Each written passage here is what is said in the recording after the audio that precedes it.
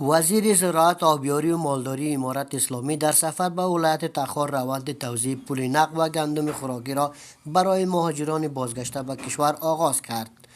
عطاالله عمری گفت که این کمک‌ها به دستور رهبری امارت اسلامی برای بیشتر از 2000 مهاجر بازگشته در ولایت تخار شروع شده است. آقای عمر تاکید کرد که آغوش امارت برای تمام مهاجران افغان باز است و رهبری امارت اسلامی رسیدگی به مشکلات‌های مهاجران برگشته را مسئولیت ملی و شرعی می‌داند. در این ولایت هم امروز در حضور والی صاحب محترم ما این پروسه را افتتاح می‌کنیم. باز کمیته مخصوص در این ولایت تشکیل شده و از طرف وزارت ما مردم هم اینجا توظیف شده مال صاحبا هستند. اونها هم تا انتهای پروسه در اینجا می باشند در این ولایت ها. انشالله این را به خوبی به مستحقینشان خواهیم رساند.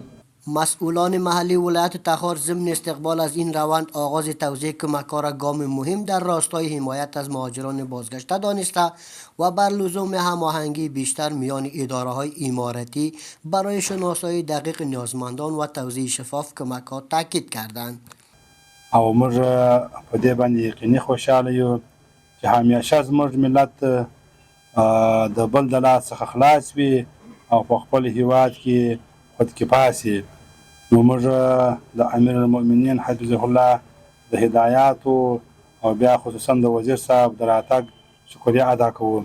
شماری از مهاجران بازگشته از حمایت و همکاری امارت اسلامی ابراز خرسندی کرده و بر ادامه این گونه کمک‌ها تاکید کردند.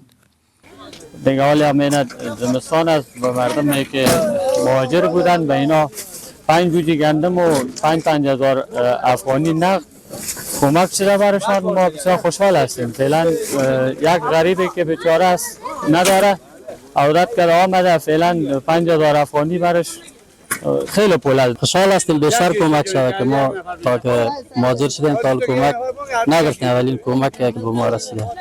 روند توزیع کمک‌ها به مهاجران بازگشته به کشور چندین پیش به دستور رهبر امارت اسلامی از کندهار آغاز شد و در ولایت‌های دیگر نیز ادامه خواهد داشت.